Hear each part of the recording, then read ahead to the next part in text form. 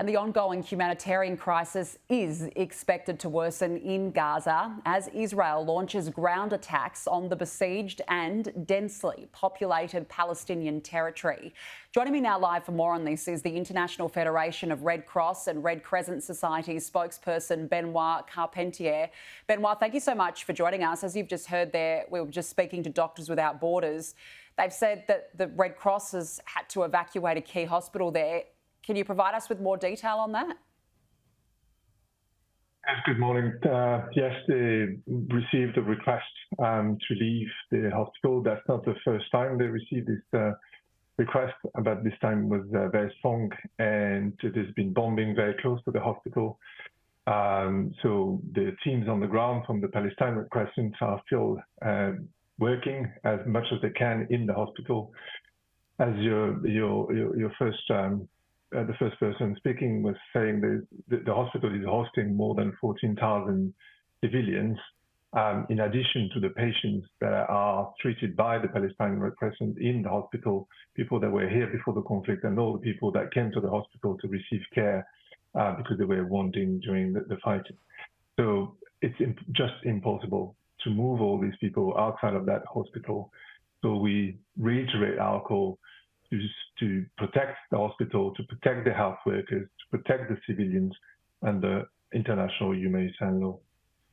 Have you been able to get in touch with your personnel on the ground in Gaza following the weekend blackout? Communication has been very patchy. We've managed to get in touch with some of the teams. They've all reported safe, which was the very good news of the morning, but obviously they are operating in very, very dangerous and difficult situations. They're running emergency ambulance, emergency services. So during the total blackout, they didn't have any contact with the different teams. People could not call them because the number was not functioning, the telephone was not functioning. So they had to basically position the ambulance, reposition the ambulances so that people can access them in the places where they were bombing. So they were putting their life even more at risk than it was when they were close to the hospital. When was the last time humanitarian aid trucks were able to pass through that border crossing and provide aid on the ground? We've heard of another 17 trucks that passed the border tonight from Egypt to Gaza, with the Egyptian Red Crescent and the Palestinian Red Crescent on the other side. Obviously, that aid is very much welcome and is going to help some of the people, but that aid cannot access the entire territory, cannot clearly not access the north of Gaza that is under bombing. So there needs to be a humanitarian truce for that to happen and to be able to deliver that humanitarian aid at scale.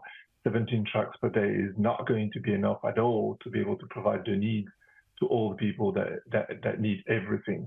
So it's a welcome every time it happens, but clearly we need more than that.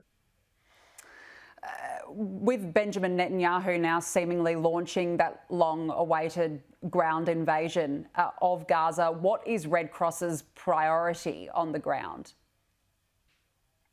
Priority is always the same: is safety for our teams, for the hospitals, for the health workers and the doctors and nurses and all the paramedics and people working there to support and help people. And then it's the protection of the civilians.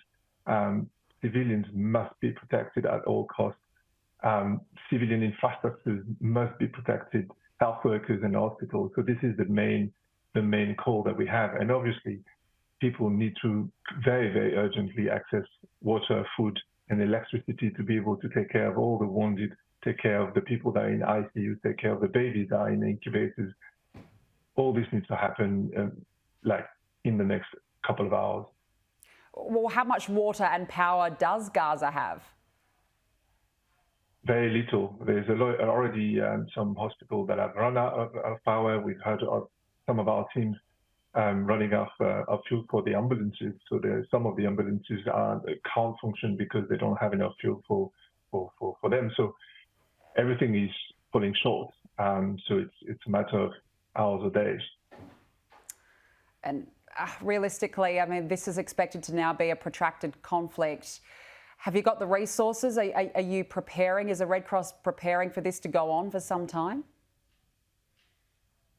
Very difficult to say, yes, we are, as a network, as a Red Cross movement, we are prepared because we have all our network in the world that can provide support. But if we cannot access and provide the assistance that people need, it's difficult. So the teams of Palestine Red Crescent have been working tirelessly from the first minute of the conflict, but they can't do everything by themselves. So yes, there's a need for aid to come in. It needs to be a constant flow of aid to come in. We have external resources. Egyptian Red Crescent is supporting on their side. We can provide all the support, but we need to be able to have a safe access inside of Gaza. A difficult situation. Benoit Carpentier, thank you very much for the update this morning. Thank you.